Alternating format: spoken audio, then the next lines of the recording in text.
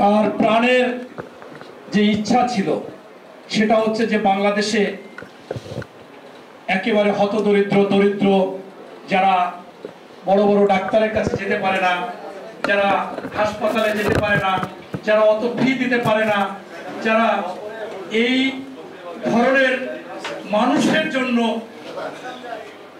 একটা প্রতিষ্ঠান, একজন ডাক্তার, একজন সেবক হবে, সেই সেবককে নিয়ে যিনি চিন্তা করেছিলেন, সেই বীরত্তম শহীদ প্রেসিডেন্ট জিয়াউর রহমানের চিন্তা ভাবনার প্রতিফলনের আজকে সে পল্লী চিকিৎসক অথবা ফার্মাসিস্ট, আপনাদের যে ফার্মাসি অ্যাসোসিয়েশন, আপনারা আজকে যে নির্বাচনী রোডম্যাপ এবং 31 দফা বাস্তবায়নের জন্য যে আলোচনা সভার আয়োজন করেছেন, আপনাদেরকে ধন্যবাদ জানিয়ে আমি আমার বক্তব্য শুরু করেছি। উপস্থিত আছেন আজকে সেই সংগঠনের সভাপতি জনাব এবি সিদ্দিক হাওলাদার, উপস্থিত আছেন মৃত্যুঞ্জয়ী নেতা, 5 বারের নির্বাচিত এমপি, সাবেক বিরোধী দলীয় চিফ হুইপ, জিয়া পরিবারের আস্থাভাজন, বিএনপির চেয়ারপারসনের উপদেষ্টা জনাব জয়নাল আবেদীন ফারুক সহ অন্যান্য নেতৃবৃন্দ, সংগ্রামী সাথী ও বন্ধুরা, আপনারা জানেন যে আমাদের বিএনপি হচ্ছে একটি পরিচ্ছন্ন, ভদ্র, নম্র এবং সভ্য দল।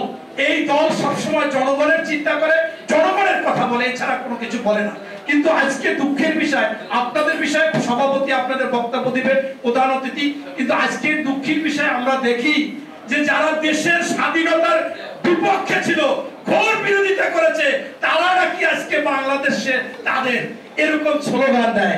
আবার কিছু কিছু লোক এই নব্য হয়েছে, তারা স্লোগান দেয় বিএনপি ভুয়া, বিএনপি নিষিদ্ধ করবে। আরে ভাইয়েরা, তোমরা যে ভাড়া করা লোক আনো, সহজ সরল লোক, সেই লোকদেরকে যখন সাংবাদিকরা জিজ্ঞাসা করে যে আপনারা কোথায় আছেন, বলে খালেদা জিয়ার প্রোগ্রামে আসছি। আপনারা কোথায় এসেছেন? ভাই বিএনপির প্রোগ্রামে আসছি। আপনারা কোথায় এসেছেন? জিয়াউর রহমানের প্রোগ্রামে আসছি।